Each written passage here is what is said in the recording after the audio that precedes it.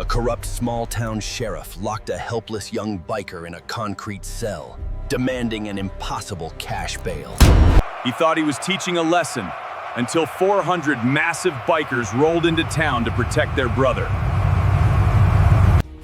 The terrified officer watched in utter silence as the legendary road captain dropped $10,000 in cash. A corrupt small-town sheriff locked a 22-year-old kid in a cage while his mother was dying in a hospital, demanding an impossible $10,000 in cash. He thought he was just teaching a weak kid a lesson, but he had absolutely no idea that within hours, 400 massive bikers were about to shut down his entire town without throwing a single punch. Most people lock their car doors when they see a motorcycle club. They see the heavy leather, the tattoos, and the loud pipes, and they assume the absolute worst. But they do not understand the Biker Brotherhood. They do not understand that the patch on a man's back is a bond thicker and heavier than blood. This is the true story of a tyrant with a badge who messed with the wrong family and the terrifyingly beautiful loyalty they brought right to his doorstep. The story, his name was Toby. He was the youngest prospect in our charter, a quiet kid who worked as a mechanic and spent every extra dime he had taking care of his sick mother. Toby wasn't a tough guy. He just loved to ride, and he loved the family he found in the club in the sweltering heat of July. Toby got a devastating call that his mother had taken a turn for the worse. She was in a hospital 3 states away. Toby didn't wait. He packed a single duffel bag, strapped it to his battered old Sportster, and hit the highway. He rode for 14 hours straight, racing against time, praying he would get there to say his final goodbye. But machines break, and luck runs out. Toby's bike blew a gasket right outside the city limits of a speck-on-the-map town called Oakhaven. Oakhaven was notorious. It was a speed-trap town run by a tyrant named Sheriff Vance. Vance was an old-school bully with a badge. He hated outsiders, and he especially hated anyone on 2 wheels. When Vance saw Toby pushing his broken, leaking motorcycle down the shoulder of the highway, he didn't pull over to help. He pulled over, flipped on his lights, and demanded Toby's papers. Toby was exhausted, dehydrated, and terrified for his mother. He tried to explain the situation. He respectfully asked if there was a local tow truck. Sheriff Vance just smiled a cruel, crooked smile. He looked at Toby's leather vest, saw the prospect patch, and decided to make an example out of him. Vance falsely accused Toby of reckless driving, leaking hazardous fluids on a county road, and resisting an officer. He slapped handcuffs on the kid, threw him in the back of the cruiser, and called his own brother-in-law to impound the broken motorcycle. Vance threw Toby into a concrete cell at the back of the small-town station. When Toby begged to just use a phone to call the hospital, Vance laughed. He told Toby that his bail was set at $10,000 in cash, a completely fabricated, impossible number for a 22-year-old mechanic. Vance knew Toby couldn't pay it. The plan was to let the kid rot in the heat for a week, auction off his impounded bike, and teach a biker a lesson. But Vance made one fatal mistake. He gave Toby his one legal phone call. Toby didn't call a lawyer. He didn't call the hospital. With shaking hands, he dialed the number of our road captain, a massive, scarred Vietnam veteran named Marcus. Toby quickly explained what happened before the line went dead. He was crying. He apologized for getting arrested. He said he was going to miss his mother's final moments. Marcus didn't yell. He didn't panic. His voice was like grinding stone. He just said, "We hear you, son. Sit tight." That is when the Biker Brotherhood woke up. Marcus hung up the phone and walked into the clubhouse. He didn't give a long speech. He just told the men that they had a brother locked in a cage in Oakhaven, and his mother was dying. The phone tree started. Calls went out to the neighboring chapters. Then calls went out across state lines. Men who had never even met Toby heard the story. They heard that a corrupt badge was holding a kid hostage for $10,000. Men left their day jobs. They walked out of factories, construction sites, and offices. They kissed their wives, went to the garage, and fired up their engines. Oakhaven was a quiet town of about 2,000 people. Nothing ever happened there on a Tuesday morning, until the rumble started.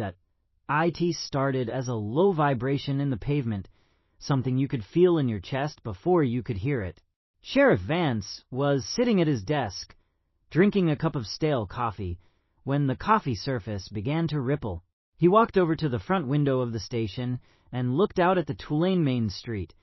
Coming over the ridge of the highway was a massive wave of chrome and black leather. It wasn't 10 bikes. It wasn't 50 bikes. It was over 400 heavy motorcycles riding in a flawless, disciplined 2x2 formation. The sound was deafening. It echoed off the brick buildings, a mechanical roar of pure, unified power. Sheriff Vance's face went completely pale. He reached for his radio, his hands suddenly trembling. The bikers did not speed. They did not rev their engines aggressively. They obeyed every single traffic law. They rolled into Oakhaven with terrifying, military precision. They completely filled the main street. They parked their bikes side by side along the curbs, taking up every single parking space in the town center. Then they turned off their engines. The sudden silence that fell over the town was heavier than the noise had been. 400 men in leather cuts stepped off their bikes. They didn't break a single window. They didn't shout. They didn't threaten anyone. They simply walked into the local diners, the coffee shops, and the gas stations. They bought coffee. They ordered pancakes. They overtipped the terrified waitresses. And then about 100 of them walked across the street and stood on the sidewalk, directly facing the sheriff's station. They just stood there, their arms crossed, staring silently at the front door. Sheriff Vance was sweating through his uniform. He called the state police, screaming for backup, claiming his town was under siege by a biker gang. The state police dispatch asked him what laws they were breaking. Vance stammered. He admitted they were just standing on the sidewalk and buying breakfast. The state police told him that loitering and eating pancakes wasn't a state emergency. Vance was entirely on his own. The front door of the station opened. Marcus walked in alone. His heavy boots echoed on the linoleum floor. He walked right up to the bulletproof glass partition where Vance was standing with his hand resting nervously on his sidearm. Marcus didn't raise his voice. He didn't look angry. He just looked at Vance with cold eyes that had seen war and placed a heavy canvas duffel bag on the counter. He unzipped it. Inside the bag were thousands of crumpled $1 bills, 5s, 10s, quarters, and dimes. 400 men had emptied their pockets, their wallets, and their gas money. It was exactly $10,000. "We are here to pay the bail for our brother," Marcus said quietly. "Count it." Vance was trapped. He couldn't refuse the bail. He couldn't arrest 400 men. Shaking with humiliation, he ordered his deputy to bring Toby out of the holding cell. When Toby walked out into the lobby and saw Marcus, he broke down. Marcus simply reached over, pulled the kid into a massive bear hug, and patted his back. "Let's go see your mom, kid," he whispered. Marcus walked Toby out the front doors of the station. As soon as Toby stepped into the sunlight, the 100 men standing across the street didn't cheer. They just nodded. Total respect. Silent, unbreakable support. Another brother tossed Toby the keys to a freshly tuned, fully fueled motorcycle. While Toby was in the cell, the club's mechanics had gone to the impound lot, paid the towing fee, fixed the blown gasket right there in the dirt, and brought the bike to the front of the station. Toby climbed onto the bike. Marcus gave the hand signal point. 400 engines roared to life at the exact same second. The ground shook.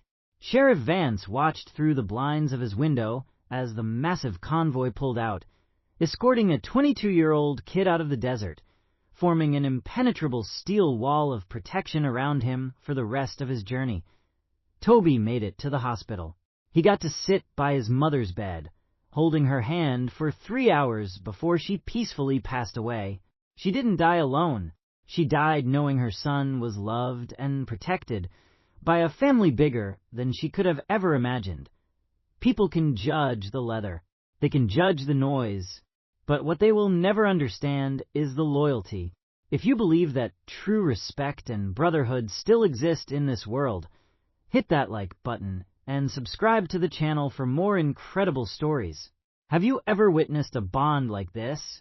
Let us know in the comments below. Thank you for watching and always ride safe.